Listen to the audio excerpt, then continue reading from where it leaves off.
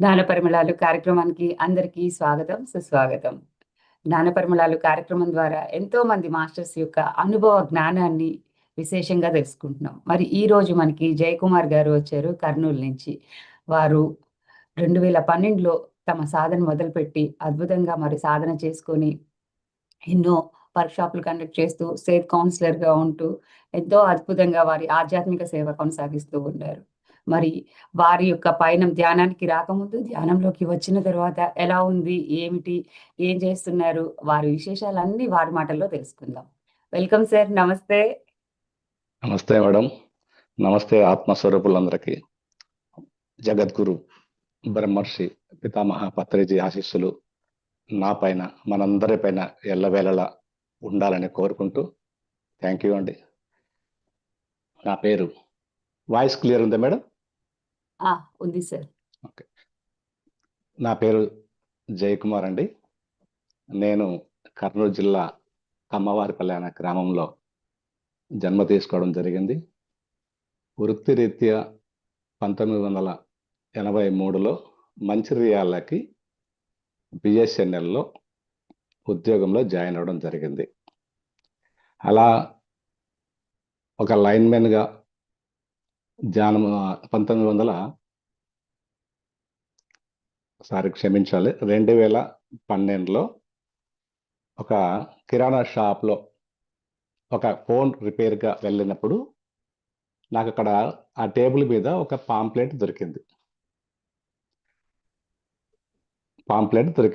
Spiritual problem అది. ధ్యానం, ఉచిత ధ్యానము. ధ్యానం చేయడం వల్ల సంపూర్ణ ఆరోగ్యం, మానసిక ప్రశాంతత, సర్వరోగ నివారణ, సకల భోగకారిణి అని ఏదో రాశారు, మంచి పాయింట్ రాశారు. అది దాన్ని చూసిన తర్వాత ఇదేదో బాగుందే అని నాకు అనిపించింది చదివిన తర్వాత. అలా పాంప్లెట్ అలా చేతిలో పట్టుకొని అలా వెళ్ళాను. దాంట్లో కింద అన్ని రాసిన తర్వాత కింద 3 మొబైల్ నంబర్లు ఇచ్చారు, ఫోన్ నంబర్స్. అది మంచిర్యాల నంబర్, అది పాంప్లెట్ మంచిర్యాలది. నేను తీసుకున్నది, డ్యూటీ చేసేది బెల్లంపల్లి, ఆదిలాబాద్ జిల్లా బెల్లంపల్లి. సో పాంప్లెట్ తీసుకుని ఇంటికి వెళ్ళి మొబైల్ నెంబర్ రింగ్ చేశాను. ఎవరు పరిచయం లేదు నాకు, ఏది నంబర్ దగ్గర ఉంది కదా అని. ఒక నెంబర్ కనెక్ట్ అయ్యింది. ఆయన పేరు అగ్గిభీమయ్య గారు, నా ఫస్ట్ ధ్యాన గురువు ఆయన. అక్కడే శ్రీధర్ గారు, మంచిర్యాల లైట్ వర్కర్ రంజిత్ గారు, వారి ఆధ్వర్యంలో నేను ధ్యానం పరిచయం జరిగింది నాకు. సో అక్కడి నుంచి నా ధ్యాన జీవితం మొదలయ్యి అదే మాసం 2012 అదే సంవత్సరం చివరి డిసెంబర్ 11న బోధనలో, మన పత్రి గారి యొక్క జన్మస్థలమైనటువంటి బోధనలో నేను అటెండ్ అవ్వడం జరిగింది. అక్కడ సేతు వర్క్షాప్ జరుగుతోంది. బాలకృష్ణ గారు, నేను ఫస్ట్ టైం అక్కడ. ఫస్ట్ రోజు నేను సేతు వర్క్షాప్ వెళ్ళినప్పుడు పైన బిల్డింగ్ పైన జరుగుతుంది, కింద అంతా క్లాసు అది అంతా జరుగుతుంది. పోయి కూర్చున్నాను అన్నమాట. సబ్జెక్ట్ విన్న తర్వాత సార్ అందరు కళ్ళు మూసుకొని మీ ఇలా చెప్పుకొని, సంకల్పం చెప్పుకొని సరెండర్ అవ్వండి అని చెప్పారు బాలకృష్ణ గారు. నేను అలా కూర్చున్న తర్వాత నాలో భయం స్టార్ట్ అయ్యింది. ఆ ఎనర్జీకి, ఆ సేతు వర్క్షాప్లో ఉన్న ఎనర్జీకి నా శరీరం తట్టుకోలేకపోయింది. అక్కడి నుంచి ఆ భయంతో బయటకు వచ్చేసి, నేను అసలు ఆ ధ్యానంలో కూడా కూర్చోలేదు, క్లాసులో కూడా బయటకు వచ్చేసా. ఏంటి ఈ క్లాస్ ఇంత బాగుంది, సబ్జెక్ట్ ఇంత బాగుంది, నేను ఎందుకు బయటకు వచ్చానని చెప్పేసి అనుకొని మళ్ళీ వెళ్దామని ప్రయత్నం చేస్తున్నా కానీ లోపల ధైర్యం సరిపోవట్లే. ఆ రోజు ఫస్ట్ రోజు నేను బయటకు వచ్చేసి ఇంకా మామూలుగా బయట కార్యక్రమాలు వినుకుంటా స్టేజ్ దగ్గర అక్కడెక్కడ ఉండిపోయా. సెకండ్ డే, రెండో రోజు ఒక ఫ్రెండ్ అనమాట, మనతో వచ్చిన ఫ్రెండ్ ఉంటారు, ఏం సార్ మీరు సేతు వర్క్షాప్ లో కనిపించలేదు, ఎంత బాగా అద్భుతంగా జరుగుతుంది అని అంటే, నాకు భయం వేసింది, నేను కూర్చోలేకపోయినా, ఆ ఎనర్జీలో నేను తట్టుకునే శక్తి నాకు లేదు అని చెప్పేసి నేను బయటకు రావడం జరిగింది. ఏం లేదు సార్ అని చెప్పేసి ఆయన చేయి పట్టుకుని గుంజు తీసుకెళ్లారు పైకి. ఏం కాదు సార్, చాలా బాగుంటుంది, కాసేపు అట్లే అనిపిస్తుంది, రండి అని చెప్పేసి తీసుకెళ్లారు. పోయి కూర్చున్న తర్వాత ఇంకా ఏమన్నా కానీ అని చెప్పేసి డిసైడ్ అయిపోయాను అనమాట. ఏదన్నా కానీ వీళ్ళు అందరూ కూర్చున్నారు, నేను ఎందుకు కూర్చోకూడదు అని చెప్పేసి నా లోపల నేను ధైర్యాన్ని కూడగట్టుకుని కూర్చున్నా. ఒక 10 నిమిషాల తర్వాత, అంటే క్లాస్ సబ్జెక్ట్ అయిన తర్వాత చెప్తున్నా, ఇదంతా సబ్జెక్ట్ అయిన తర్వాత ధ్యానంలో కూర్చోబెడతారు కదా, ఆ టైంలో 10 నిమిషాల తర్వాత నా శరీరం మొత్తం లాక్ అయిపోయిందండి. కాళ్ళు చేతులు ఎవరో వచ్చి కట్టేసినట్టుగా పూర్తిగా లాక్ అయిపోయింది. ఇలా చేతులు ఇలా ఉంటాయి కదా, మనం పెట్టుకుంటాం కదా, ఈ చేతులు ఇట్లా విడదీస్తామంటే కూడా రావట్లేదండి. అర్థం చేసుకోండి. హాస్టల్ మాస్టర్స్ ఉన్నారు అనే దానికి నేను నిదర్శనం చెప్తున్నాను. హాస్టల్ మాస్టర్స్ ఆ పరమాత్ముడు, భగవంతుడు, మనం గురువులు అంటాం కదా, వాళ్ళు ఉన్నారు అనే దానికి నాకు ఆ రోజు రుజువు అయింది ప్రాక్టికల్గా. కాళ్ళు ఇట్లా క్రాస్ చేసుకుంటే కూడా కాళ్ళు తీస్తామంటే కూడా రావట్లేదు. అది ఆ రోజు జరిగింది. నేను ఆ లోపల నుంచి ఆ దుఃఖం, ఏడుపు వస్తా ఉంది, ఇట్లా ఇట్లా కళ్ళనీళ్ళు కారుతున్నాయి. సరెండర్ అయిపోయా. ఇక్కడ ఉన్నటువంటి హాస్టల్ మాస్టర్స్ కి నా శరీరం అప్పచెప్తున్నాను అని చెప్పి కూర్చున్నా. ఇంకా అన్ని క్షమాపణ కోరుకుంటున్నా. నా కుటుంబ సభ్యులు ఏ జన్మలో చెప్తున్నారు కదా, పూర్వ జన్మలో మనం చేస్తుంటే కర్మలు అవి ఇవి చెప్తా ఉంటే ఆ క్షమాపణ కోరుకునే కొద్ది మనలో దుఃఖం అంతా కూడా కారిపోతా ఉంది. షర్టు దర్శింది, లోపల బనియన్ దర్శింది, మొత్తం శరీరం అంతా కూడా. ఆ రోజు నాకు జరిగిన అనుభవము జీవితంలో నేను ఎప్పుడు మర్చిపోలేదండి ఇంతవరకు కూడా. షేత్ మాస్టర్ అంటే ఎంత ప్రేమ, ఎంత గౌరవము, ఎంత భక్తి అంటే ఆయన లేకపోతే నా జీవితం లేదు అన్నంతగా నేను పూర్తిగా షేత్ మాస్టర్ కనెక్ట్ అయిపోయానండి. అయితే అలా ఆ రోజు నాకు చాలా లోపల నుంచి ఎంత బరువు తగ్గిపోయిందో ఆ బయటకు వచ్చిన తర్వాత అయితే, ఒక క్వింటాల్ బరువు పెడితే మనిషి మోస్తూ ఉండే బరువు దగ్గర దిస్తే ఎంత తేలిక అవుతాడండి, ఆ టైపుగా నా శరీరము, మనసు, బుద్ధి అద్భుతంగా నాకే ఆ రోజు అనుభవం జరిగింది. చాలా బాగుంది. తర్వాత 2014లో చేతు వర్క్షాప్ ఆకువీడులో జరిగింది. ఇంకా నేను ఇంకా ఆగలేదు అక్కడ నుంచి. నా జీవితం, ఎందుకంటే నేను ఒక నిర్ణయానికి వచ్చేసాను. జీవితం మనం జీవించడం కాదు, మన ద్వారా ఎంతో మంది లబ్ధి పొందాలి, ఎంతో మంది వారిని ఆ నెగిటివ్ అంటే అంటారు కదా, అందులో ఉన్న చెడు గుణాలని అవన్నీ తొలగించుకొని ముందుకు వెళ్ళాలంటే మన ద్వారా కూడా మన వంతు ఏదైనా కృషి చేయాలి అనేటువంటి ఒక బలమైన సంకల్పంతో నేను షేత్ వర్క్షాప్ లో కౌన్సిలర్ గా జాయిన్ అవ్వడం జరిగింది. అక్కడ నుంచి నా జీవితం మొదలైంది. బాగానే ఉంది, అద్భుతంగా అక్కడక్కడ క్లాసులు జరుపుకుంటూ కౌన్సిలింగ్ చేసుకుంటూ ముందుకు వెళ్తా ఉన్నాం. మరి బాగుంది అన్నప్పుడు మరి మనము, నేను అంటే మనుషులే కదా మనం అందరం. నేను అంటే ఎవరు అసలు? నేను నేను నేను అంటా ఉంటాం కదా. నేను అంటే ఈ శరీరమా, లేక ఇంకెవరైనా ఉన్నారా? ఎవరైనా, నేను క్వశ్చన్లు అడుగుతూ ఉంటాను, దయచేసి మీరు కూడా దానికి స్పందిస్తే చాలా బాగుంటుందండి. మనకి ఇప్పుడు మన ఈ ఇందులో ఉన్న వాళ్ళే కాకుండా ఈ వీడియో చూసే ప్రతి ఒక్కరికి ఉపయోగపడాలి అనేటువంటి ఒక బలమైన సంకల్పంతో నా ద్వారా వస్తుందని నేను ఈ సబ్జెక్ట్ నేను కోరుకుంటున్నానండి, ఎంతో మందికి ఉపయోగపడాలని. కాబట్టి మీరు అడుగుతున్నారు అనుకోండి, కంపల్సరిగా క్వశ్చన్లు అడగాలి. అయితే నేను అనుకుంటున్నాం కదా, ఎవరు అసలు ఆ నేను ఎవరు? యాక్చువల్గా మనం బ్రతుకుతున్నామా, జీవిస్తున్నామా? బ్రతుకుతున్నామా మేడం? అన్మ్యూట్ చేయండి మేడం, చాలా సరదాగా ఉంటుంది, చాలా నవ్వుకుంటూ చాలా సరదాగా ఉంటుంది. మనము బ్రతుకుతున్నామా, జీవిస్తున్నామా? అందరికీ అన్మ్యూట్ ఆప్షన్ ఇచ్చానండి, ఎవరికి వాళ్ళు అన్మ్యూట్ చేసుకొని చెప్పొచ్చు. సార్ మీరు కూడా ఒక్కసారి అన్మ్యూట్ చేసుకోండి. సార్ బతుకుతున్నాం మీరు సార్. అన్మ్యూట్ చేసుకోండి. ఏం మేడం? బతుకుతున్నాము. బ్రతుకుతున్నాం, మనం జీవించాలి కదా. బ్రతకడం అంటే ఇప్పుడు అంటే తప్పుగా నేను నేను మాట్లాడేటువంటి ప్రతి మాట ఎవ్వరు కూడా తప్పుగా భావించకండి. ప్రతి జీవి బతుకుతున్నాయి. సమస్త 84 లక్షల జీవరాశులు కూడా బ్రతుకుతున్నాయి. బ్రతుకుతున్నాయా, జీవిస్తున్నాయా? 84 లక్షల జీవరాశులు ఈ భూమండలం మీద. అడగండి, తప్పులేదు. ఎందుకంటే తెలుసుకోవడమే దాన్ని ఏమంటారు, జ్ఞానం అంటాం కదా. చాలా ఉంది. మనము ఎంతో ఉన్నాము, ఎంతో ఎంతో ఉన్నతంగా ఎదగాలి. మనం ఎందుకు వచ్చాము, ఎందుకు వచ్చామనేది తెలుసుకోవడంలో అద్భుతమైన భాగం అండి ఇది. ఎందుకు వచ్చాము ఈ భూమి మీదకి? ఏం సార్ చెప్పండి, జీవిస్తున్నాం. ఎలాగా?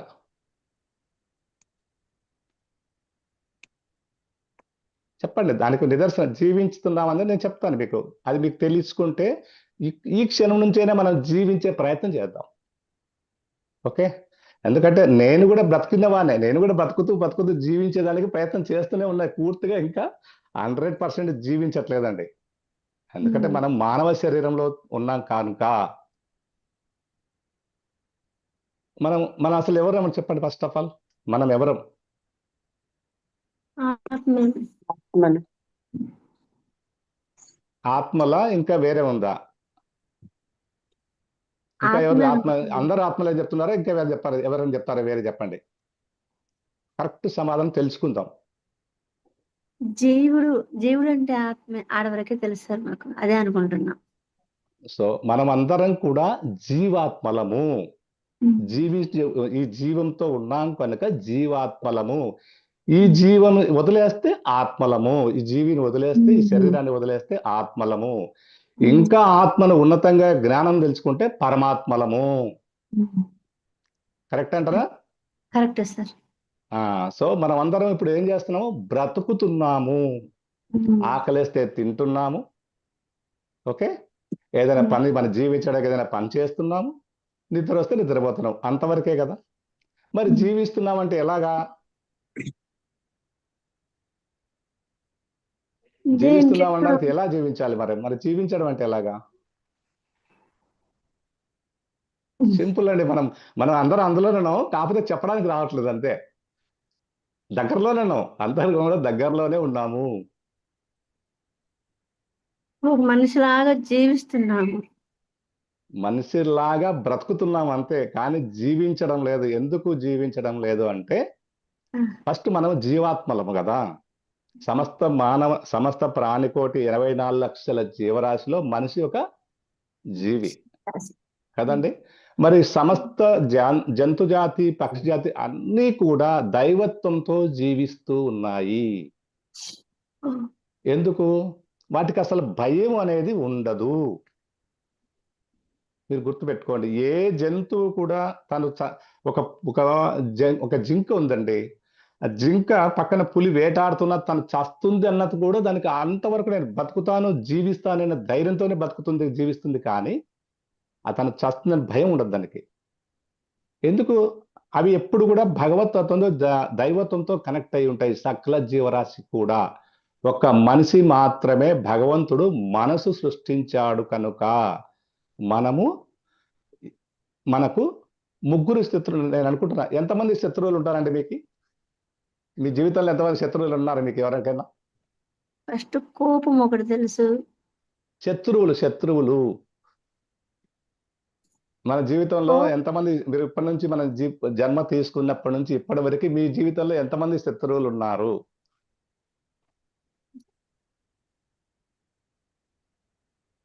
ఎవరు వాళ్ళు? చెప్పండి. మీకు చెబితే తెలుస్తుంది. చాలా సరదాగా ఉంటుంది, తెలుసుకోవడంలో చాలా సరదాగా ఉంటుంది, చాలా అద్భుతంగా అనిపిస్తుంది కూడా. ఇంతేనా అనిపిస్తుంది. కానీ మనం ఆ విధంగా జీవిస్తున్నామనే ఆలోచనలు కూడా రావాలి, మార్చుకోవాలి. మనం మార్పుకు సిద్ధపడాలి. ఇప్పటిదాకా ఎలా జీవించామో మనము దాన్ని మేలు చేసుకుంటూ ఇకపై ఎలా జీవించాలి, నేను ఆ మార్పును కోరుకుంటున్నాను, ఆ మార్పును ఆహ్వానిస్తున్నాను నా జీవితంలో అనే విధంగా ఆలోచన రావాలి. అవునంటారా కాదంటారా? మన జీవితాన్ని ఎప్పటికప్పుడు మార్చుకుంటూ ఉండాలండి. ఎప్పుడు ఒకేలాగా ఉండకూడదు, రొటీన్గా ఉండకూడదు. ఏం చేయాలి చెప్పండి? ఎవరు శత్రువులు? ఎంతమంది? ఎవరు మన జీవితంలో శత్రువులు? జీవితంలో ఎదురవుతుండే మనుషులా మీరు అంటున్నది, లేకుంటే మనలో ఉండే కోపము, అహంకారం, క్రోధం అదే అట్లాంటి? నేను పలానే అని చెప్పానండి. మన జీవితంలో శత్రువులు ఎవరు? నేను అడిగిన క్వశ్చన్ మీకు క్లారిటీ ఉంటే చెప్పండి. మన అరిషడ్వర్గాలు.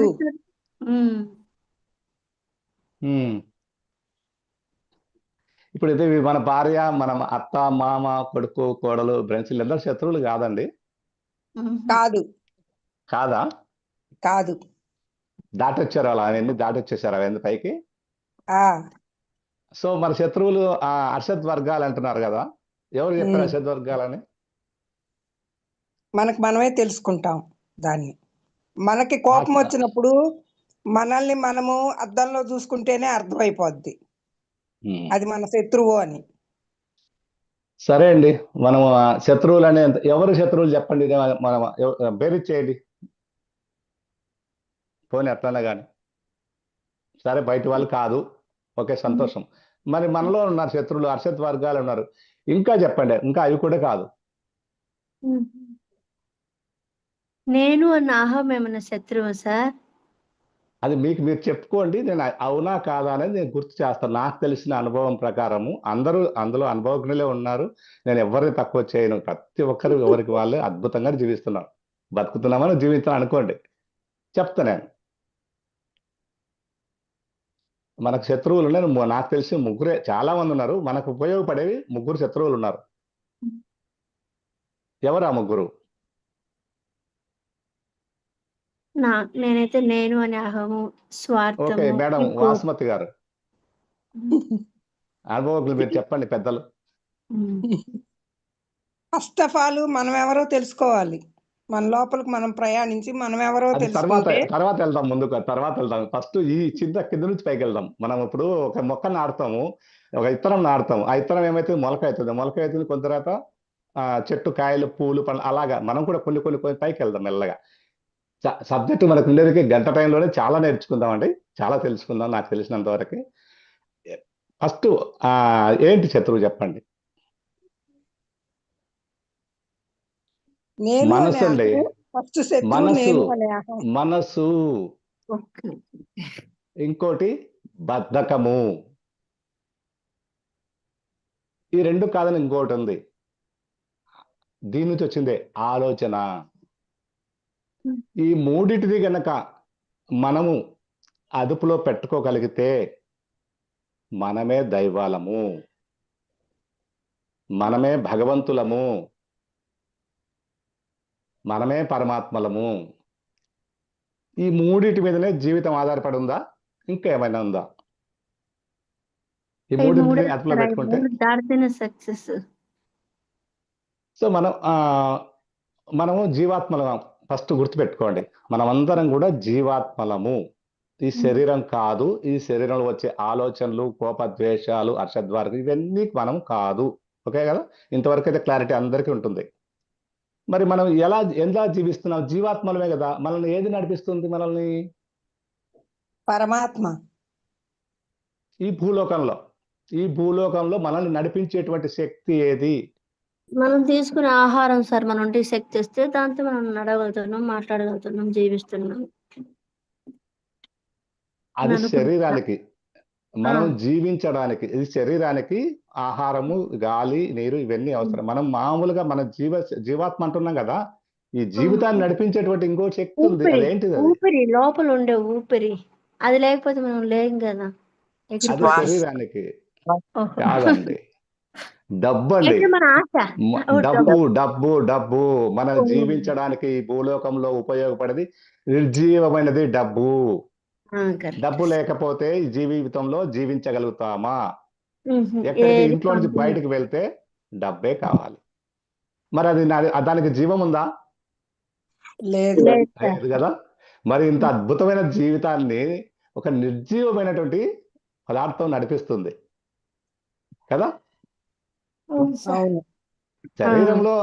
శరీరంలో మనం జీవించాలంటే, బ్రతకాలి అంటే ఊపిరి, శ్వాస మ్మ్. కంపల్సరిగా అవసరం. మరి ఈ మనిషిని ఇవి నడిపిస్తుంది కదా. మనమే జీవాత్మ అంటాం, మనమే భగవంతుడు కూడా అంటాం మనమే. మరి భగవంతుడు అంటే ఎవరు? ఇంకా మనం వేరే భగవంతుడు అంటున్నాం కదా. ఎవరు ఆ భగవంతుడు? మనమే. లేదండి, మీరు ఇప్పుడు అంటున్నారు మనమే అని. కాదండి, భగవంతుడు చాలా మంది చాలా రకాలుగా చెప్తారు. ఎవరు ఆ భగవంతుడు చెప్పండి? చాలా చెప్పండి మేడం. రూపాలు అంటే ఎవరు అంటే ఒక్కొక్కరు ఒక్కొక్క దేవుని అనుకుంటారు సార్. కొందరు అమ్మవారిని, కొందరు అంటే వెంకటేశ్వర స్వామి, రాముడు, కృష్ణుడు, అట్లా కొందరు యేసు ప్రభు, కొందరు అట్లా ఎవరికి నచ్చిన మా దేవుని వాళ్ళనే దేవుడు అనుకుంటున్నాము.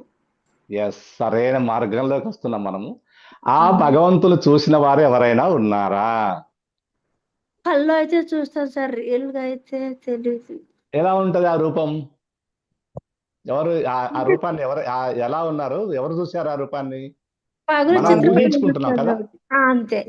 ఊహ. అంతే కదా. యాక్చువల్ గా భగవంతుని ఎవరు సృష్టించారు చెప్పండి? భగవంతుడు మనల్ని సృష్టించాడా? దేవుణ్ణి మనం సృష్టిస్తున్నామా? భగవంతుడు మనం సృష్టించాడు, దేవుని దేవుడే సృష్టించుకుంటారు లేదండి, మీరు అబద్ధం చెప్తున్నారండి మీరు. సార్. మనల్ని భగవంతుడు సార్ పుట్టించారు. లేదండి, లేకపోతే దేవుడి నుంచి మనమే వచ్చామేమో సార్. అట్లా చూసిన దేవుడే కదా పంపించింది. మరి మనం అందరం ఈ విగ్రహాలు సృష్టించి తయారు చేసుకొని రాముడు, కృష్ణుడు, మానవుడే. ఆంజనేయుడు, సాయిబాబా, రాఘవేంద్ర స్వామి, లేకపోతే వీరభద్ర, అందరి మనమే మరి ఎందుకు తయారు చేస్తున్నాం? మరి మనమే సృష్టించాం ఆ విగ్రహాలన్నీ. మనము ఆ? సృష్టించవచ్చు కానీ జీవం మనం పోయలేం కదా సార్, అది భగవంతుడే కదా దాంట్లో ఉంటారు. మరి ఎందుకు మనం మనమే భగవంతులు అయినప్పుడు ఆ విగ్రహాలు ఎందుకు సృష్టిస్తున్నాము? ఎందుకు సృష్టించాలి? అవసరమా? ఒకసారి ఆలోచించండి. అవసరం అంటే అవసరమే సార్. అంటే ఏదో ఒక రూపాన్ని అనుకుంటే ఇంకా దాన్ని బట్టి మన జీవితం గడుపుతాం కాబట్టి. ఏమండి అసలు ఈ భగవంతుడి ఈ రూపం చూసారా? రాముడు, కృష్ణుడు, ఈశ్వరుడు అని. అంటే నేను దయచేసి మనం తెలుసుకుంటున్నామండి, ఇదంతా ఒక జ్ఞానము. మనం ఎవరిని కించపరచాలనో కాదో, ఎవరిని తక్కువ చేయాలని కాదు. చాలా తెలుసుకోవాల్సింది మనము. విశ్వంలో ప్రతిరోజు ఎంత తెలుసుకో, ఒక సముద్రం లాంటిదండి. సముద్రంలో నీటి బొట్టంతా కూడా మనం ఇప్పటి వరకు తెలుసుకోలేదు. I correct? ఒప్పుకుంటాను సార్. సముద్రంలో ఒక నీటి బిందువు అంతా కూడా మనం తెలుసుకోలేదు కదా. మరి తెలుసుకునే భాగంలో భగవంతుడు రూపము ఎవరు అసలు కనుక్కున్నారు భూమి మీద? ఫస్ట్ ఇది కృష్ణుడు ఎలా ఉంటాడు, వెంకటేశ్వర స్వామి ఇలా ఉంటాడు, రాముడు ఇలా ఉంటాడు. అటు ఈశ్వరుడు దాన్ని ఎవరైనా చూసామా? శివుడికి జటాజలం ఉంటది, విగ్రహం పాము వేసుకుంటాడు, ఇలా ఉంటాడు, ఇలా త్రిశూలం ఉంటది, అవి మాత్రం కనిపెడుతున్నారు కదా. దీన్ని కూడా ఒక వ్యక్తి కనుక్కున్నారండి. మనకెవరు తెలియదు, అసలు ఎవరని చూడలే. ఆ వ్యక్తి చేసిన రూపాలను బట్టే మనం భగవంతులు ఎలా ఉంటారని మాత్రమే Ravi Varma sir, Ravi Varma exact correct. 1896 సంవత్సరంలో రవివర్మ అనే ఒక కళాకారుడు ఈ బొమ్మలను తయారు చేసిన కళాకారుడు భగవంతుడు ఎలా ఉంటాడు, అమ్మవారు ఎలా ఉంటాడని ఆయన బొమ్మలు గీయడం వల్ల మాత్రమే దాన్ని మనం భగవంతుల రూపాలుగా పూజిస్తూ విగ్రహాల్ని మనమే తయారు చేస్తున్నాం. ఆ విగ్రహాల్లో భగవంతుడు ఉన్నాడని నమ్ముతున్నాం కూడా మనమే. మరి భగవంతుడు విగ్రహాల్లోనే ఎందుకున్నాడు? భగవంతుడు లేని చోట ఎక్కడ ఉంది చెప్పండి? సర్వాంతర్యామి సార్ భగవంతుడు. సర్వాంతర్యామి కదా, అంతటా ఉన్నాడు కదా, అంతటా ఉన్నాడు కదా. కరెక్ట్ కదా. మన చుట్టూ వైఫై లాగా సకల జీవులలో ఉన్నాడు, మనం తీసుకునే శ్వాసలో ఉన్నాడు, తినే ఆహారంలో ఉన్నాడు, తాగే నీటిలో కూడా ఉన్నాడు. ఎందుకు? భగవంతుడు లేకపోతే మనం భూమి మీద ఇప్పుడున్న పరిస్థితుల్లో ఒక్క క్షణం కూడా జీవించలేము. ఎందుకు? తీసుకునేటువంటి మనం పీల్చే శ్వాస విషపూరితంగా ఉంది, తాగే నీరు కలుషితమై ఉన్నాయి, తినే ఆహారంలో కల్తీ ఉంది కదా. మరి ఇంత కల్తీ జరుగుతున్న ఈ జీవితంలో మనం ఎలా ఆరోగ్యంగా ఉండగలుగుతున్నాం? భగవంతుడి దయవలేనా సార్? ఏ భగవంతుడు? మనం నమ్ముకునే భగవంతుడు. ఏ భగవంతుడు నమ్ముకుంటామో మళ్ళీ ఎక్కడికో వెళ్ళిపోతున్నారు మీరు, బయటికి వెళ్ళిపోతున్నారు. మన లోపల ఉన్న భగవంతుడు, మన లోపల ఉన్న భగవంతుడు అసలు భగవంతుడు అనేది ఒక కంక్లూజన్ వద్దామా? ఈ దేహాన్ని సృష్టించిన సృష్టికర్త పరమాత్మ నుండి వచ్చినటువంటి అంశాత్మలం మనం అనేది గుర్తుపెట్టుకోండి ఫస్ట్ ఆఫ్ ఆల్ కదా. ఇప్పుడు బట్టల షాప్కి వెళ్తామండి, నేను ఒక షర్ట్ పీస్కి వెళ్తా, ఒక షర్ట్ తానుముక్క ఉంటదండి, ఒక షర్ట్ తీసుకుంటా. షర్ట్ తీసుకుంటే ఆ షర్ట్లో తీసుకుంటే ఆ షర్టు ఈ షర్ట్ నేను వేసుకున్న షర్ట్ పీసు ఆ టాన్లో ఉన్నది ఒకటే కదా, అవునా కదా? ఆ టాన్లో షర్ట్ ఉంటుంది పెద్ద, ఇది ఒక 60 మీటర్లో 70 మీటర్లో ఉంటుంది. అందులో ఒక 2 మీటర్లు నేను షర్ట్ తీసుకున్నా, నేను కూడా అది వేసుకున్నా. మరి నేను దైవాన్నే కదా, అది కూడా దైవమే కదా. సో భగవంతుడు ఎక్కడ ఉన్నాడు అంటే సాక్షాత్తు మన ఆత్మ రూపంలో మనమే భగవంతులము కదా. అంతవరకు క్లారిటీ. మరి ఎందుకు మనం ఆ భగవంతు తత్వంలో జీవించలేకపోతున్నాము?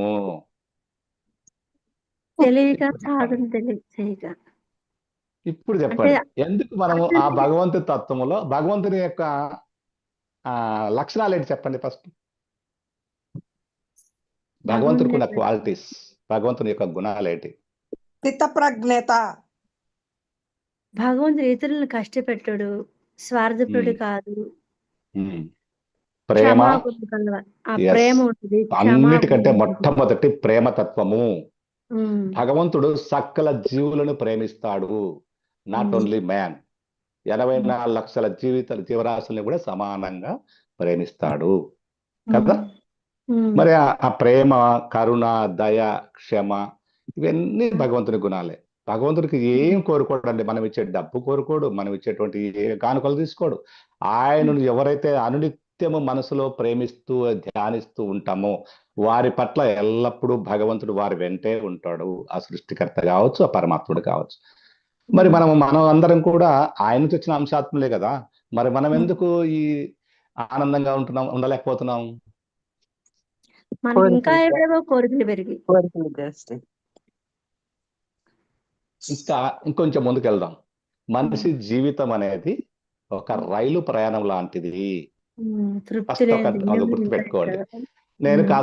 నేను కాశ్మీర్లో రైలు ఎక్కానండి. నేను కన్యాకుమారి వెళ్తున్నా.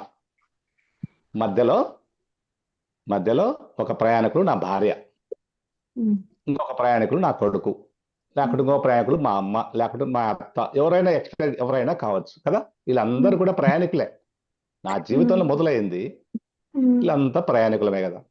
మరి ఈ ప్రయాణికుల్లాగా మధ్యలో వస్తూ ఉన్నారు, పోతూ ఉన్నారు కదా. నేనైతే నా జీవితం గమ్యం చేరుకోవాలి. నేను చేరాల్సింది కాశ్మీర్లో ఎక్కితే కన్యాకుమారి వెళ్ళాలి. నా జీవితం సాగుతోంది. మరి ఈ మధ్యలో వస్తున్నారు కదా, వీళ్ళందరూ ఎక్కుతున్నారు, దిగుతున్నారు. మరి మనం ఎందుకు మన జీవితాన్ని సవ్యంగా సాగించలేకపోతున్నాం? వీళ్ళందరూ వెళ్ళిపోతున్నందులో వీళ్ళ మీద బాధతో కాదండి, బాధతో కాదు. వీళ్ళందరూ కూడా మనల్ని అదే ఇందాక క్వశ్చన్ వేశారు మీకు, శత్రువులు ఎవరు అని. వీళ్ళందరూ కూడా ఆ భగవత్ స్వరూపులే. మనందరికీ కూడా మన ఇంట్లో కుటుంబ తోడుకోడళ్ళు కావచ్చు, అత్తమామలు కావచ్చు, వీళ్ళందరూ కూడా మనకు జ్ఞానం నేర్పించినటువంటి గొప్ప దివ్యాత్మ స్వరూపులే అండి. కానీ ఇప్పుడున్న ఈ జనరేషన్ లో ఎలా ఉందో చెప్పనండి. మా అత్త నన్ను చివార్త పెడుతుంది, మా అత్త నన్ను ఇబ్బంది పెడుతుంది, లేకపోతే నా కోడలు ఇబ్బంది పెడుతున్నారు, నా అల్లుడు ఇబ్బంది పెడుతున్నారు అని చెప్పేసి ఈ సంసారంలో వారిని ఎవరైతే ఆ స్థితిలో చూడగలుగుతారో, చూస్తున్నారో, వారందరూ కూడా ఇంకా నేను ఈ శరీరము అనేది జీవించే వాళ్ళేనండి. గుర్తుపెట్టుకోండి, నేను ఈ శరీరం అనేది జీవించే వాళ్ళు ఆ బంధములో కొట్టులాడుతూ ఉంటారు. ఎప్పుడైతే మనం ఆత్మస్థితిలో పరమాత్మ స్థితిలో జీవిస్తూ ఉంటామో వీళ్ళందరూ కూడా ఈ నాటకంలో ఒక పాత్రదారులు. వీళ్ళందరూ కూడా ఈ నాటకంలో పాత్రదారులు, మనకు అద్భుతమైన జ్ఞానాన్ని అందిస్తున్నారు అనే స్థితికి వచ్చినప్పుడు, ఒకవేళ ఎదుటి వ్యక్తి ఒక మాట అన్నా, ఇంకేదైనా దురుసుగా ప్రవర్తించినా కూడా మనం ఎలా చూస్తాం? అయ్యో అని సానుభూతి వ్యక్తం చేస్తాం. పాపం ఏం తెలియదు, ఏదో కోప్పడుతున్నాడు అనే స్థితిలో చూడగలుగుతాం. కానీ మనం అలా కూడా చూడట్లేదు కదా. అంటే మనం అక్కడ లోపం ఎక్కడుంది? అలా చూస్తున్నామా? చూడండి సార్, మన పిల్లలండి, మన చిన్న పిల్లలు 7 సంవత్సరాల పిల్లడు అనుకోండి, 8 సంవత్సరాల పిల్లడు, వాడు ఏదో అల్లరి చేస్తాడు, ఏదో వస్తూ పలగొడతాడు. ఏం చేస్తున్నాం? వాళ్ళైతే వేరే వాళ్ళు తరిచేస్తారు. చిన్న పిల్లలని క్షమించాలి. జ్ఞానం అంటే ఏంటో కదండి. చాలా మంది మనము ఎక్కడెక్కడో చెప్పాల్సింది, మన జీవితంలో జీవించే నిత్య జీవితంలో మనకు ఉపయోగపడాలి. మనం నేర్చుకున్న గుణపాఠం, మనం తెలుసుకున్న గుణపాఠం మనం ఉన్నతంగా ఎదగడానికి ఉపయోగపడాలి. మరి కదా, మరి అక్కడ ఎందుకు మన విద్యత చూపిస్తున్న ఆ పిల్లలు తెలియక పగలగొట్టాడు అనుకుందాం. మనం ఏ స్థితిలో ఉంటాం ఆ టైంలో? 2 రకాలు ఉంటాడు మనిషి ఆ టైంలో. కోపంలో ఉంటారు, ఏమిరా ఎందుకు పాల్గొట్టేసావని. కోపంలో ఉంటాం కదా. అదే మనం ఆత్మస్థితిలో ఉన్నప్పుడు, నాన్న ఎందుకు నాన్న, చూసుకోవాలి కదా నాన్న, అలా పలగొట్టదు కదా నాన్న, అది మళ్ళా కొనుక్కోవాలి, డబ్బులు ఖర్చు అయితే, ఇవ్వాలి, షాప్ వెళ్ళాలి, ఎన్ని అవసరమా, జాగ్రత్తగా తీసుకున్నాను అని చెప్తాం. ఇంకోసారి అతనికి నచ్చ చెప్తాం. ఆడు కూడా కొట్టకపోతే ఏమనుకుంటాడు, అబ్బా మా అమ్మ కొట్టలేదు, మా నాన్న కొట్టలేదు అని వాడు కూడా నేర్చుకుంటాడండి. అక్కడ ప్రేమతో నేర్పించాలి కానీ కోపంతో కొట్టాల్సిన అవసరం లేదు. కానీ మనం ప్రతి క్షణం కూడా కోపాన్ని ప్రదర్శిస్తున్నాము. అందుకే కదా ఈ కోపం వల్ల ఏం జరుగుతోంది? శరీరంలో చాలా నష్టం జరుగుతోంది. ఏం నష్టం జరుగుతుంది చెప్పండి? ఒక మనిషి కోపం అనే చిన్న కోపాలు కాదండి, బాగా అంటే చిన్న వస్తువు, ఒక మనిషి ఒక 50,000 నష్టం జరిగింది అనుకోండి, ఇంకొక రకంలో ఉంటుంది కోపం ఆర్థికంగా కదా. లేకుంటే ఒక దెబ్బ తగిలింది, ఒక మనిషి యాక్సిడెంట్ చేశాడు, ఆ కోపం ఇంకో రకంలో ఉంటది. కళ్ళు కనపడలేదా నిన్ను, నీకు అట్లొచ్చావు ఇట్లొచ్చావు. ఆ మనిషి కోపాలు రకరకాలుగా ఉంటుంది ఆ శరీరంలో. ఈ కోపం వలన ఏం నష్టపోతున్నాం మనం తెలుసా అండి? మన ఆరోగ్యాన్ని సార్, రక్తం ఉడికిపోతుంట ఆ కోపంలో మనలో ఉన్నటువంటి ఆ కోపానికి సంబంధించిన రసాయనాలు విడుదలయ్యి ఆ తీసుకున్న నిర్ణయాలు చాలా ప్రమాదకరంగా ఉంటాయి. సో ఎప్పుడైతే ఆ కోపం వచ్చినప్పుడు నేను దైవాన్ని అనే స్థితికి మనల్ని మనం కంట్రోల్ చేసుకొని రావాలండి. రాగాలి, అది రావాలి, ఆ టైంలో ఎరుకలోకి రావాలి. లేకపోతే ఆ టైంలో నేర్చుకునే దాన్ని మనం కొట్టేస్తాం, లేకపోతే చంపేస్తామండి. ఆవేశంలో తీసుకునే నిర్ణయాల వల్ల ఎదుటి వాళ్ళని కొట్టడం జరుగుతుంది, చాలా నష్టం జరుగుతుంది. దానివల్ల ఏమవుతుంది, చట్టాలు, పోలీస్ స్టేషన్ పోవడం, ఇవన్నీ జరుగుతూ ఉంటాయి. కాబట్టి మన కోపాన్ని మనం అదుపులో చేసుకోవాలి. మరి మన కోపం మన అదుపులో రావాలంటే ఏం చేయాలి? మన మనసు మన అదుపులో ఉండాలి కదా, మన ఆలోచనలు మన అదుపులో ఉండాలి. ఈ ఆలోచనలు ఒక మనిషికి రోజుకి ఎన్ని ఆలోచనలు వస్తాయండి? వేల ఆలోచనలు వస్తాయి సార్, ఎన్నో వచ్చేసి చెప్పలేము. 60,000 ఆలోచనలు వస్తాయి ఒక మనిషికి, ఒక రోజుకి. ఉమ్, ఒక మనిషికి 60,000 ఆలోచనలు వస్తాయి. ఉమ్. మరి ఈ ఆలోచనలు కూడా ఎక్కడి నుంచి వస్తున్నాయి? మన మనసులో ఎందుకు నుంచి వస్తున్నాయి? సార్. కాదండి, ఆ, విశ్వం నుండి వస్తున్నాయి, యూనివర్సల్ నుంచి వస్తున్నాయి, మనసు నుంచి కాదు. ఓహో. మీరు గమనించుకోండి కావాలంటే. మనసు అనుకుంటున్నారు కాదు, ఉమ్, అవన్నీ కూడా విశ్వంలో మనం చేసిన, గతంలో చేసినటువంటి జీవితంలో ఉన్నటువంటి ఆలోచనలన్నీ వస్తా ఉన్నాయి. అవన్నీ యూనివర్సల్ నుంచే వస్తున్నాయి. ఈ ఆలోచనలే కదా, ఒకటి. రెండు, ఈ ఆలోచనలు ఎవరు తీసుకుంటున్నారు? మనసే. మనసే ఆలోచన వచ్చేది, మనసే. ఈ ఈ ఆలోచనలు మనసు తర్వాత నెక్స్ట్ ఎక్కడికి వెళ్తున్నాయి? చాలా సింపుల్ అండి, మనకు తెలుసు కానీ దానికి మనం అర్థం కావట్లేదు. బ్రెయిన్ అండి, మెదడులోకి వెళ్తున్నాయి. మనం తీసుకున్న నిర్ణయాల వల్ల మన బ్రెయిన్ లోకి వెళ్ళి, ఆ బ్రెయిన్ ఆ శరీరం మీద, గుండెకు, ఈ శరీరంలో తీసుకున్నట్టు, అది మంచి కావచ్చు, ఆలోచనలు కావచ్చు, లేదా చెడు ఆలోచనలు కావచ్చు, ఏవైనా మనం తీసుకునే ఆలోచన బట్టి మన శరీరం ఆరోగ్యం కానీ, మన జీవితం జీవించే విధానం కానీ ఆధారపడి ఉంది. అవునా కదా? కరెక్టే కదా? సో మరి మన ఆలోచనలు కరెక్ట్ గా ఉండాలి అంటే మనం ఎలా ఉండాలి? శాంతి స్వరూపంగా ఉండాలి.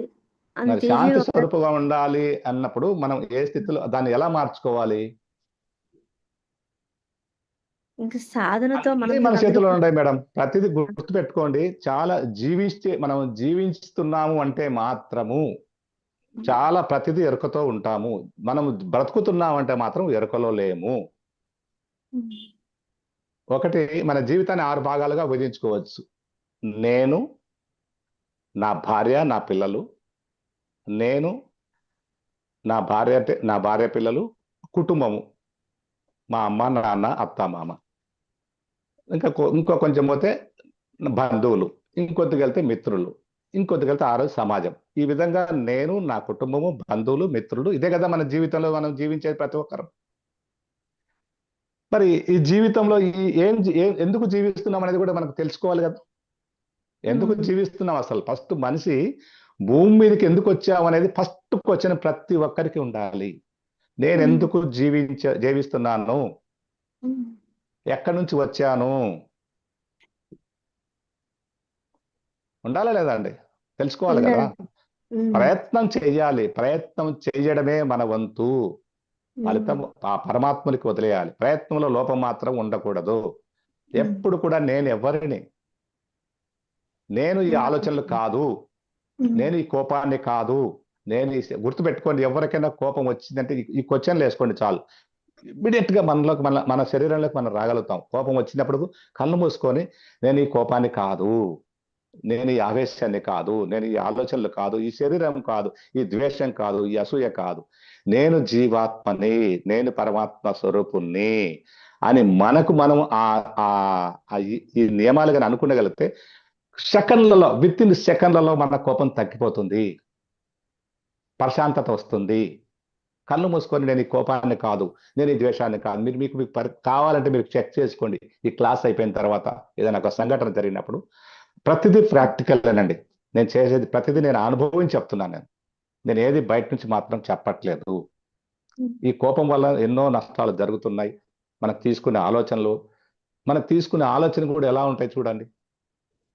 మనం చేసేటువంటి ఆలోచనల వల్ల మన జీవితం మారిపోతుంటుంది ఎప్పటికప్పుడు. సో మన జీవించే ఆలోచనలు నెగిటివా, పాజిటివా 2 రకాలు వస్తుంటాయి కదా. మనం తీసుకునే ఆహారాన్ని బట్టి ఆలోచనలు మారుతుంటాయండి. యద్భావం తద్భవతి. ఎటువంటి ఆహారం తీసుకుంటే అటువంటి ఆలోచనలు మాత్రమే, అటువంటి గుణాలు మాత్రమే మనకు వస్తున్నాయి కదా. మరి మనమందరం కూడా తీసుకునే ఆహారము ఎటువంటి ఆహారం తీసుకుంటున్నాం చెప్పండి ఇప్పుడు? మామూలుగా అయితే సాత్విక ఆహారం తీసుకుంటే సాత్విక గుణాలు వస్తాయి. కానీ అందరూ ఆహారం తీసుకున్నది నాన్ వెజ్ అంతా తీసుకుంటారు. దానికి ఒక్క తగిన క్వశ్చన్. గుణాలు కూడా. ఆ! ఇప్పుడు మనం ఈ క్లాస్లో ఈ గ్రూపులో ఒక ఎంతమంది ఉన్నారండి? 8 మంది 9 మంది నా మేడంతో కలిపి. ఇప్పుడు హ్మ్. మనం 9 మంది కూడా శాకాహారులమా మాంసాహారులమా? నేనైతే శాకాహారిని సార్. మిగతా వాళ్ళు నాకు తెలీదు. వాళ్ళు శాకాహారులో ఉంటారు. ఆల్మోస్ట్ అందరూ శాకాహారులే అని నేను అనుకుంటున్నాను. హ్మ్. శాకాహారులు మాత్రమే. శుద్ధ శాకాహారులు ఎవరైనా ఉన్నారా? దీంట్లో కూడా మళ్ళీ వచ్చాను. శుద్ధ హ్మ్. శాకాహారులు ఎంతమంది ఉన్నారు? అయ్యేంటి సార్ నేనైతే మళ్ళా శుద్ధ శాకాహారిని శాకాహారం ఇప్పటి వరకు కాలే మేడం. అంటే అలా అని చెప్పేసి నేను మాంసం తినట్లేదు, గుడ్లు తినను. కానీ శుద్ధ శాకాహారిని కాదు. ఎలా? జీవి ఏ సార్ ఇప్పుడు చెట్లకు కూడా ప్రాణం ఒకటి అది తింటాను అని ఏమన్నా హింస చేసినట్లా? లేదంటే కాదు మామూలు కాదు శాకాహారమే కదా? కాదు కాదు కాదు. ఇప్పుడు చెట్ల వరకు అది ఇబ్బంది లేదు. మనము రోజు టీ తాగుతున్నాం కదా, కాఫీ తాగుతున్నాం కదా, నెయ్యి తింటున్నాం కదా, అవునా కాదా? ఇవన్నీ ఎక్కడి నుంచి వస్తున్నాయి? ఆవు నుంచే వస్తాయి. జంతువుల అంటే నుంచే కదా. ఆవు కావచ్చు, గేదె కావచ్చు, XYZ ఆ! ఏదైనా జంతువుల నుంచే హ్మ్. వస్తున్నాయి కదా. ఇంకా ఇంకా ఇంకా ఒకటి చెప్పనా, ఇవి మానేసినా కూడా శాకాహారులం కాదు, ఇంకా ఉంది. కానీ అది దాని జోలికి వెళ్తే మనం బ్రతకలేమండి, జీవించలేము. ఏంటి ఒకటి తెలుసా? టాబ్లెట్లు, తెలీదు. పేస్ట్, మనం పూసుకునే ఈ మేకప్లు, ఇవి వేసుకుంటాం కదా, లిప్టిక్లు, వీటిల్లో ఆ! ఏముంటుంది తెలుసా కొవ్వు అండి? పదార్థం ఏముంటుంది? కలుపుతారేమో. చాలా తెలీదు. చాలా అసలు తలుచుకుంటే మనం జీవితంలో అసలు అన్నం కూడా తినలేమండి. హ్మ్. చాలా ఉన్నాయి. మనం పేస్ట్ లో కలుపుతున్నారు. జీవితంలో ఈ పంది కొవ్వు అంటారు, ఇది జంతువుల యొక్క ఆ! ఆయిల్, జంతువుల ఆ! యొక్క ఆయిల్. హ్మ్. టాబ్లెట్, మనం వేసుకున్న టాబ్లెట్, మన జ్వరం వస్తే తలనొప్పి వస్తే టాబ్లెట్ వేసుకుంటాం కదండి. ఆ టాబ్లెట్లో హ్మ్. ఎముకల పొడి కలుపుతున్నారండి. మరి మనం ఎక్కడ శాకాహారులు అని చెప్పండి? మీరు కరెక్టే సార్. కావాలంటే ఎక్కడైనా ఒక మెడికల్ పరిశ్రమ కాడికి వెళ్ళి మీరు లోపలికి వెళ్ళి తెలుసుకోండి, ఏం హ్మ్. కలుపుతారో తెలుసుకోండి, మీకు తెలిసిన వాళ్ళు ఎవరైనా ఉంటే. మరి శాకాహారులు ఎక్కడండి మనం? శుద్ధ శాకాహారులు ఎక్కడ చెప్పండి? శుద్ధ శాకాహారులుగా ఉండగా జీవించగలుగుతున్నామా?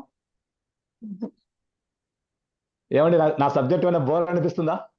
లేదు సార్. ఇంట్రెస్టింగ్‌గా ఉంది సార్. అంటే నిజంగా ఇన్ని చిన్న చిన్న విషయాలే కానీ అది తెలియని విషయం. అంటే మరుగున పడేది. ఇప్పుడు మీరు చెప్తుంటే నిజమే గదా అనిపిస్తా ఉంది అన్నీ. తెలియని కదా. తెలుసుకుంటున్నాం. హ్మ్. Okay. Thank you madam, thank you very much. మరి సో మరి అదే మన శుద్ధ సాత్విక ఆహారంగా జీవించాలంటే ఎట్లా? అదే అడుగుతున్నాను. చాలా అమ్మో! కష్టమే, కానీ హ్మ్. సాధ్యమేనండి. చాలా కష్టపడాలి. కష్టపడాలంటే మనం బరువులు మోయాల్సిన అవసరం లేదు. ఏం చేయాలి చెప్పండి? ఇందాక చెప్పాను కదా మన శత్రువులని. ఈ 3 శత్రువులు, ముగ్గురు, ప్రతి ఒక్కరికి పర్మనెంట్ శత్రువులు కాదండి. ఆలోచనలు, హ్మ్. భయం, గుర్తుపెట్టుకోండి. భయం మనిషిని చంపేస్తుంది. ఆ హ్మ్. భయాన్ని మనం క్యారీ చేస్తే మాత్రము చంపేస్తుంది. శరీరాన్ని మాత్రమే అండి, ఆత్మని కాదండి బాబోయ్. శరీరాన్ని చంపేస్తుంది. సో భయం వస్తుంది అంటే ఈ భయం దేని వల్ల కలుగుతుంది అనే దాని మీద మనం ఒక ఫోకస్ చేయాలి. మన జీవితంలో ప్రతి ఒక్క మనిషికి ఏదో ఒక భయం ఉంటుంది. హ్మ్. ఆర్థికంగానో, శారీరకంగానో, లేకుంటే ఇంకా పాము అంటే భయము, XY చీకటి అంటే భయము. ప్రతి మనిషికి దెయ్యాలు ఏదో భయం. ఒకటి భయాలు ఉంటాయి కదండి. హ్మ్. సో ఆ భయాన్ని మనము ఐడెంటిఫై చేసి దాన్ని దూరం చేసే ప్రయత్నం చేయాలి. అలాగే బద్ధకం. మనిషికి బద్ధకం కూడా శత్రువే అండి. బయట ఎవరు హ్మ్. ప్రపంచంలో శారీరకంగా బయట నుంచి శత్రువులు ఎవ్వరు ఉండరు. వాళ్ళు శత్రువులు కాదు. మన ఆలోచనలే మనకు శత్రువు. మన మనసు, మన భయాలు, ఈ 3 వీటి వల్ల మనం ఎప్పుడు కూడా ఎవరైతే అదుపులో పెట్టుకోగలుగుతారో వారు సాధ్యమైనంత వరకు రోగాలకు దూరంగా ఉండగలుగుతారు. ప్రశాంతంగా జీవించగలుగుతారు. ఆనందంగా, ఆరోగ్యంగా జీవించగలుగుతారు. మరి వీటిని పొందాలంటే మనం ఏం చేస్తున్నాం? ప్రతి క్షణం కూడా మనము ఎంతసేపు ఆ కోపాలకు మనం యాక్చువల్‌గా ఏం నేర్చుకున్నామంటే సహసృష్టికర్తలం అన్నాం కదా. భగవంతుడు వచ్చినటువంటి ఆ సృష్టికర్త నుంచి వచ్చిన మనందరూ కూడా అంశాత్మలం. అంటే సహసృష్టికర్తలం. మరి మన సహసృష్టికర్తలం అంటే మనం కూడా సృష్టించుకునే శక్తి మనకుంది కదా. హ్మ్. ఉంది కదా. మరి ఉమ్. మనం ఏం సృష్టించుకుంటున్నాం చెప్పండి, ప్రతిరోజు చెప్పండి. జీవితంలో మనం ప్రతిరోజు ఏదో ఒకటి సృష్టించుకుంటూనే ఉన్నాం. ఏం సృష్టించుకో చెప్పండి. మన జీవితంలో ప్రతిరోజు ఏదో ఒకటి సృష్టించుకుంటూనే ఉన్నాం. ఏంటి అవి?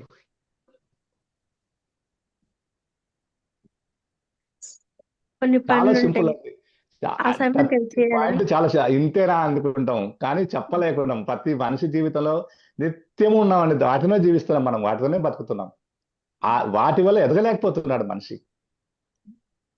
కోపం, ద్వేషం, ఈర్ష్య, అసూయ, ఇవే కదా.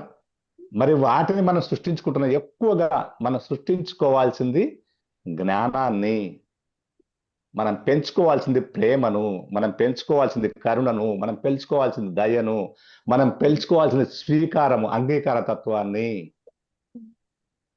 వీటన్ని వదిలేసి మనము ఏం చేస్తున్నాము? వీవి నేర్చుకుంటున్నాము. ఒక మనిషి మన కుటుంబంలోనే, మన బంధువులలో ఎదుగుతున్నాడంటే ఓర్చలేకపోతున్నారు.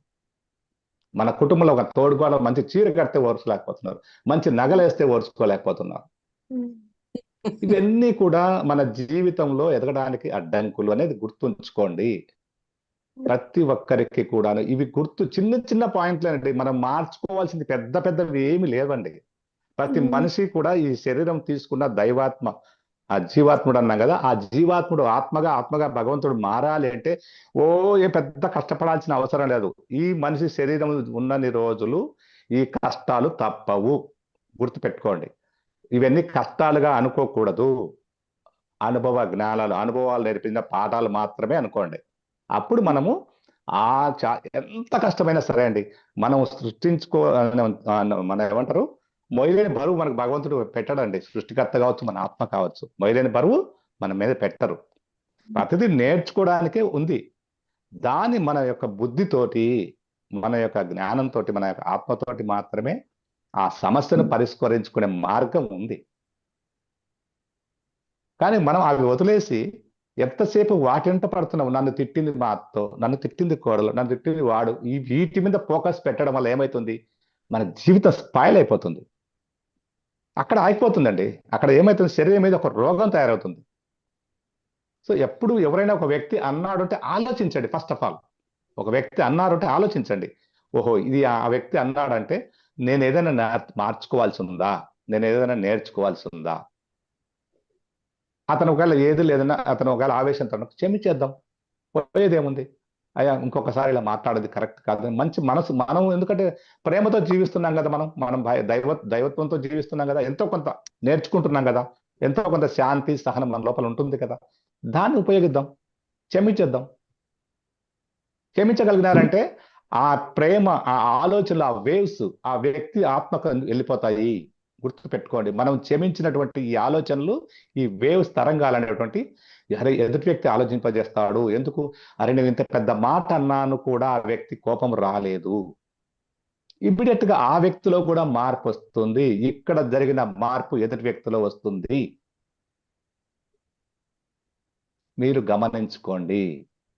మీరు కావాలంటే జీవితంలో ఎదురేటువంటి ఈ ఎరుకతో ఉన్నప్పుడు మాత్రమే గమనించగలుగుతామండి. ఇది చాలా సింపుల్, చిన్న చిన్న పాయింట్లే. మనల్ని మనం మార్చుకోవడానికి ఎక్కడ ఎవరు మార్చరండి, మనమే. ఎప్పుడో ప్రతి క్షణంలో ఏదో ఒకటి శారీరకంగానో, ఇంట్లో సమస్యలు లేదా ఫైనాన్స్ సమస్యలు ప్రతి మనిషి జీవితంలో ఎదుర్కొన్నటువంటి వ్యక్తి సమస్యలే. కానీ వాటిని దాటుకొని పోవడానికి చాలా అవస్థపడుతున్నామండి.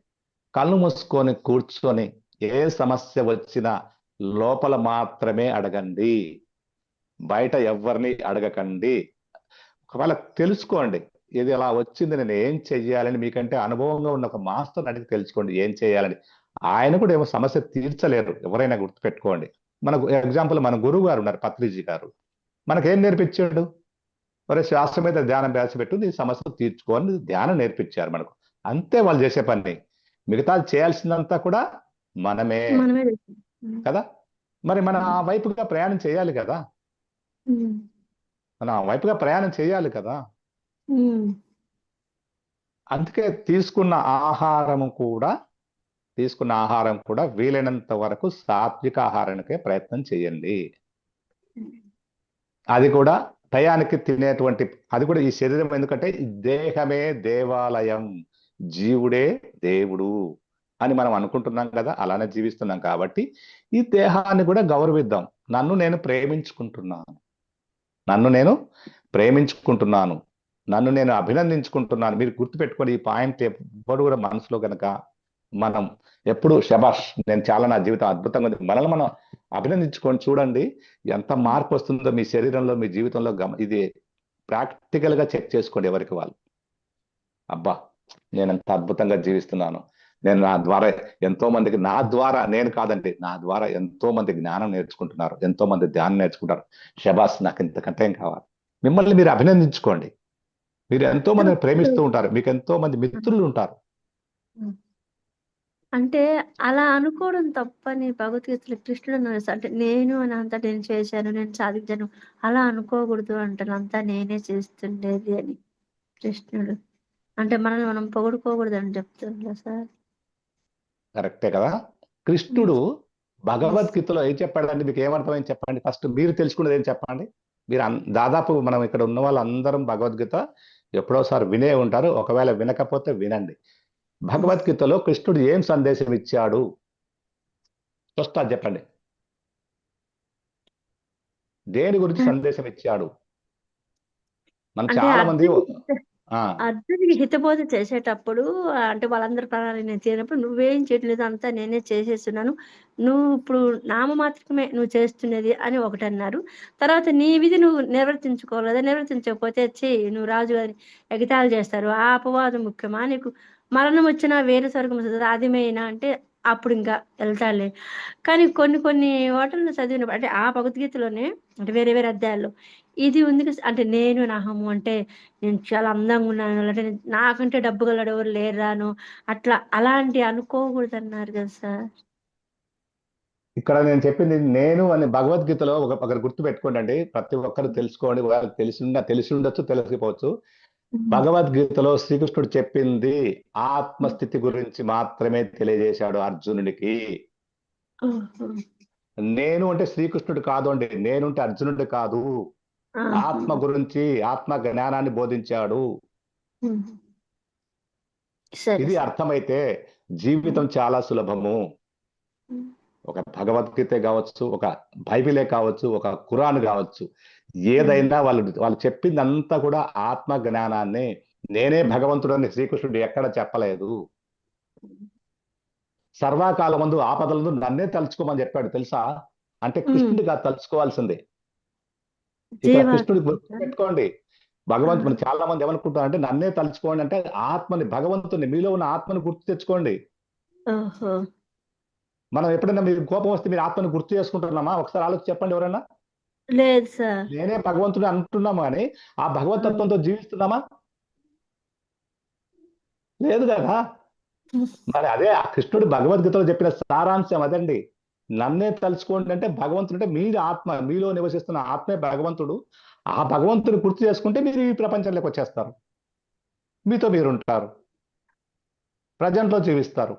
లేదు అంటే నిర్ణయం జరిగింది, మన్నేం జరిగింది, రేపేం జరిగింది, ఇలా గతంలో ఉన్న బ్రతుకుతూ ఉంటాం మనం, లేదంటే భవిష్యత్తులో ఉన్న బ్రతుకుతూనే ఉంటాం. నేనే దైవము అనే ప్రతి క్షణము ఆ స్థితి మన లోపల నెమరేసుకుంటుండాలి. నేను ఈ శరీరం కాదు అని ఎప్పుడు మనం అనుకుంటుంటే కనెక్ట్ అవుతామండి మనం భగవంతునితో.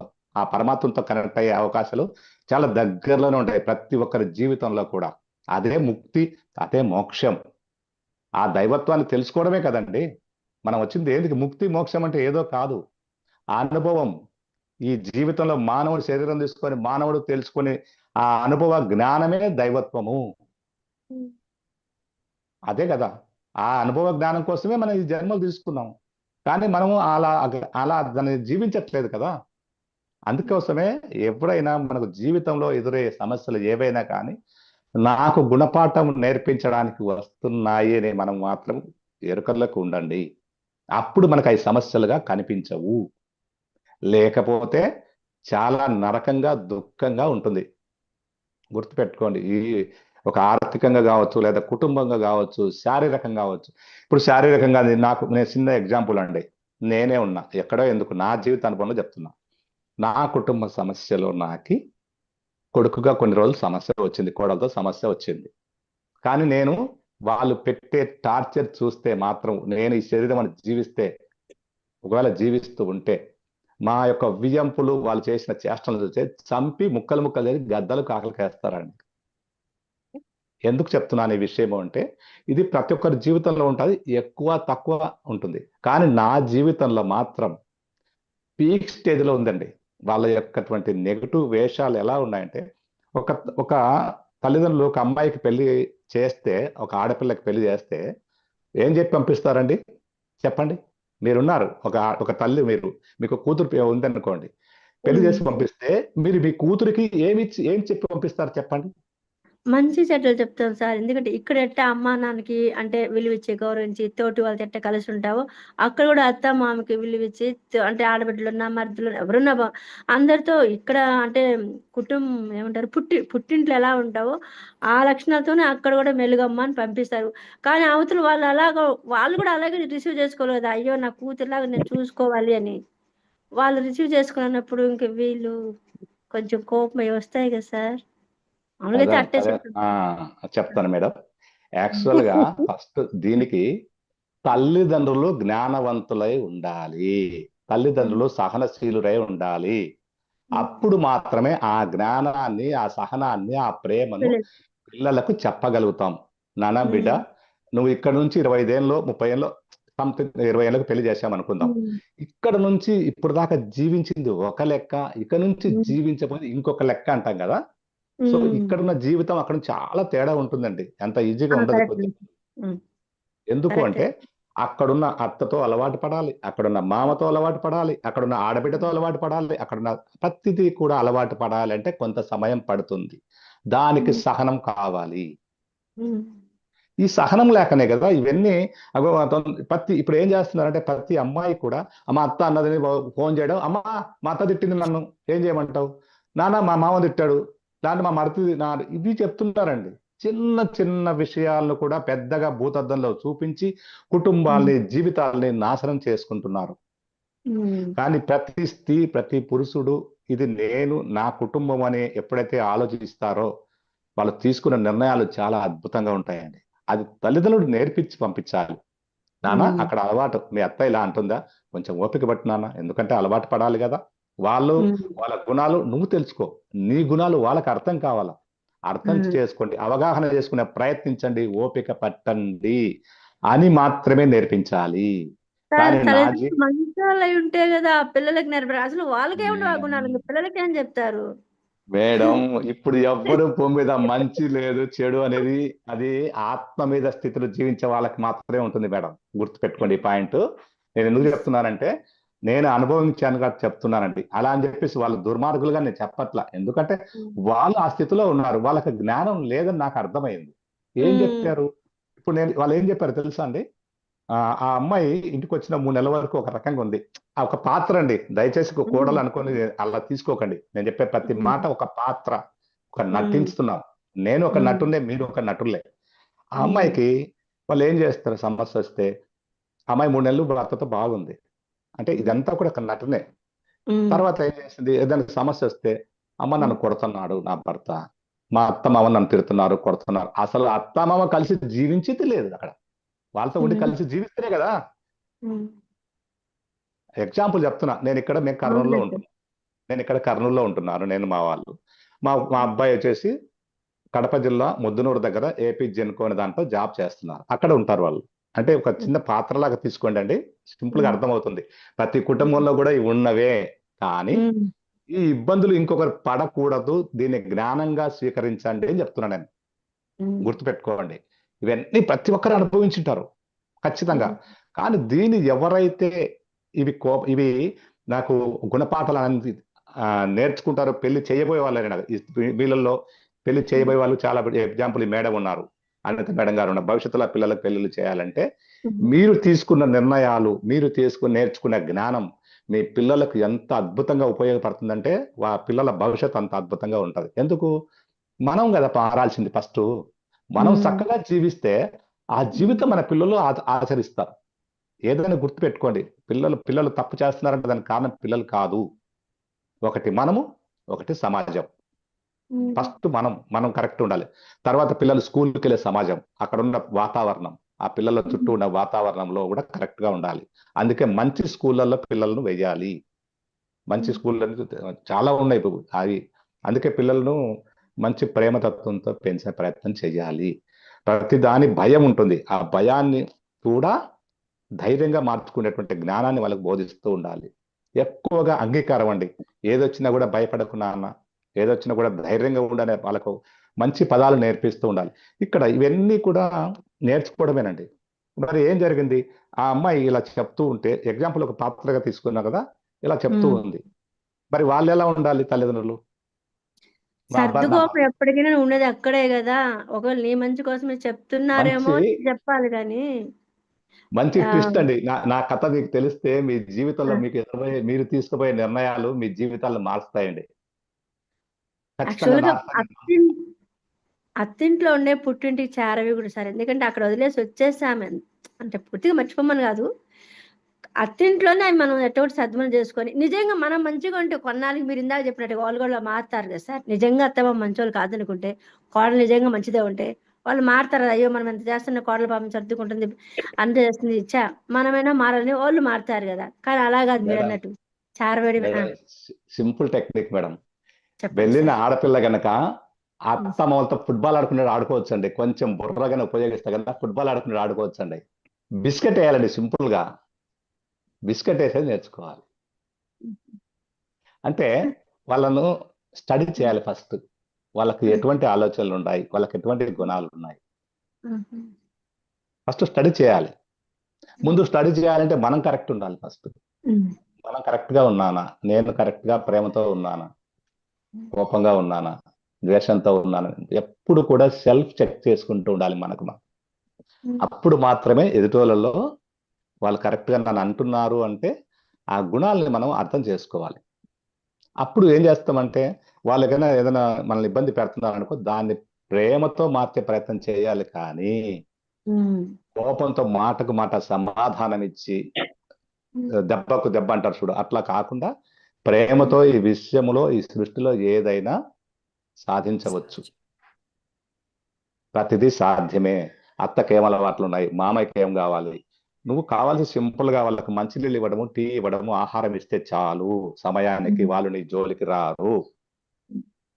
ఇవి కనుక సింపుల్ గా ఆచరించగలిగితే ఏ కోడలు ఏ అత్త దగ్గరికి రారు. వాళ్ళ పనులు వాళ్ళు చేసుకోవాలి. వాళ్ళకి కావాల్సినటువంటి ఇచ్చారండి.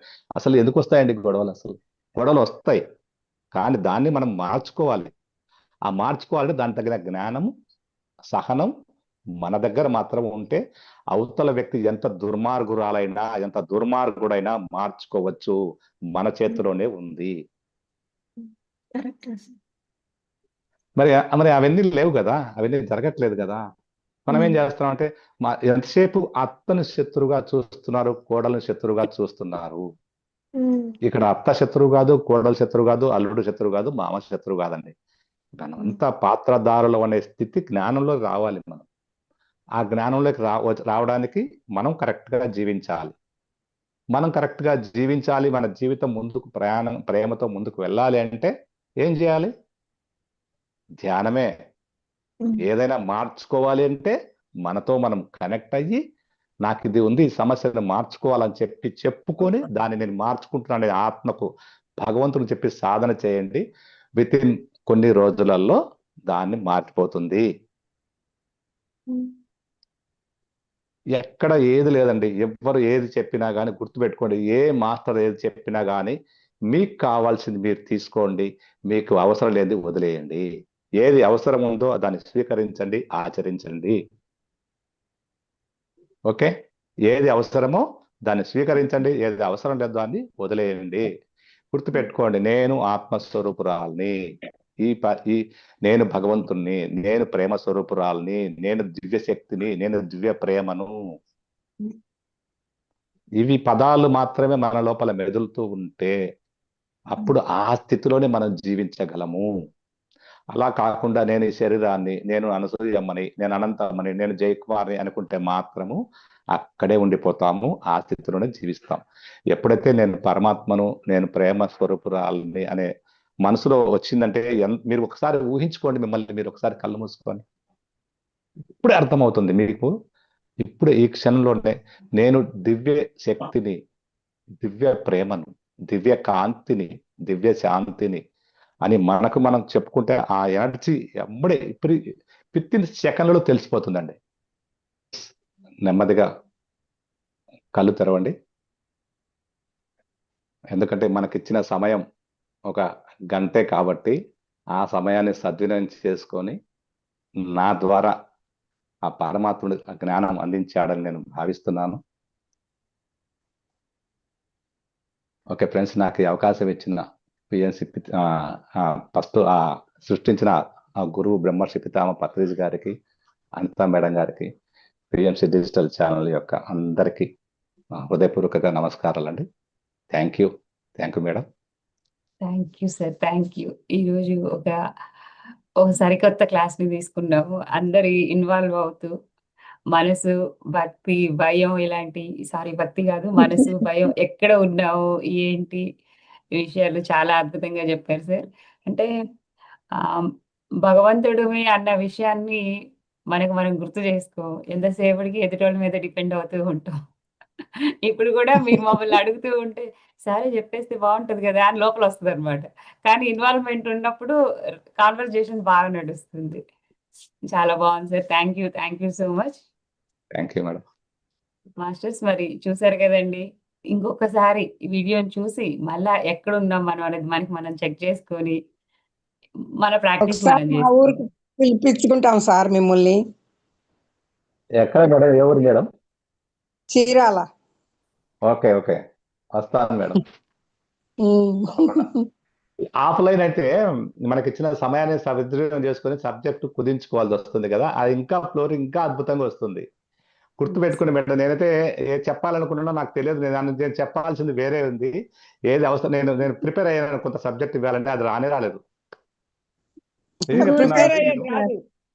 అది రాలేదు. ఎందుకు రాలేదంటే నాకు అర్థమైంది, నేను భగవంతునితో కనెక్ట్ అయ్యి ఇక్కడ విన్న వారికి, ఇంకా వినబోయే వారికి ఏదైతే అవసరం ఉందో, ఏదైతే మార్చుకోవాలో ఆ జ్ఞానం మాత్రమే రావాలి అనేది నేను ఒక సంకల్పంతో నేను ఈ సబ్జెక్ట్లోకి రావడం జరిగింది. కాబట్టి అది సబ్జెక్ట్ అలా వెళ్ళిపోతుంది అంతే. అందుకే చెప్పాను, మనం ఒక పాత్రదారులము, ఇక్కడ కోడలు కాదు, మామ కాదు, అత్త కాదని గుర్తుపెట్టుకోండి పాయింట్. మనందరం కూడా ఆత్మస్వరూపులం, దివ్యాత్మ స్వరూపులం అనే ప్రయత్నంలో జీవించే ప్రయత్నం చేయండి. బ్రతుకుతున్నాం కదా, ఇక నుంచి జీవించే ప్రయత్నం చేయండి. Okay madam. జీవించనిద్దాం. ఎస్, జీవించాలి, జీవించనివ్వాలి. వాళ్ళందరూ కూడా, మన చుట్టుపక్కల ఉన్న వాళ్ళందరూ కూడా భగవత్ స్వరూపులే. మనకు జ్ఞానాన్ని నేర్పించినటువంటి దివ్యాత్మ స్వరూపులు. వాళ్ళందరికీ కృతజ్ఞతలు చెప్పండి. మనకు మార్చడానికి వచ్చారు వాళ్ళు. మనం ఏమనుకుంటున్నాం, శత్రులాగా భావిస్తున్నాం. మనందరిని మార్చడానికి జ్ఞానం నేర్పించడానికి మాత్రమే వచ్చారు. ఓకే మేడం, మీకు ఇచ్చిన సమయానికి ఎస్, మనసు గుర్తుపెట్టుకొని, మనసు, బుద్ధి, భయం, ఆలోచనలు, ఈ మూడే శత్రువు ప్రతి మనిషికి కూడా. 5 కూడా శాశ్వత శత్రువులు కాదు సుమా, తాత్కాలిక శత్రువులు మాత్రమే. ఎందుకంటే మార్చుకుంటున్నాం కదా, ఆ మనసుతో ఫ్రెండ్షిప్ చెయ్యాలి, భయంతో ఫ్రెండ్షిప్ చేయాలి. ఆ భయాన్ని కూడా ప్రేమగా మార్చుకునే శక్తి మనకుంది, మార్చుకోగలుగుతాం. కానీ చాలా టైం చెప్పుకుంటూ పోతే సమయం సరిపోదు కాబట్టి సింపుల్ గా గుర్తు చేశాను, జస్ట్ అంతే. ఆ సమయం తక్కువగా ఉంది కాబట్టి జస్ట్ మనం గుర్తు చేసుకున్నాం. Okay madam, thank you sir. మరి ఇంత అద్భుతమైన జ్ఞానాన్ని ఇస్తున్నటువంటి మన మాస్టర్స్ అందరికీ, మన మాస్టర్స్ ని తయారు చేసడానికి ప్రధాన కారణమైనటువంటి మన బ్రహ్మర్షికి కృతజ్ఞతలు చెప్పుకుంటూ మరొక కార్యక్రమంలో మళ్ళా కలుద్దాం. అప్పటి వరకు సెలవు. నమస్తే. సర్వే జన సుఖినో భవంతు, లోకా సమస్త సుఖినో భవంతు.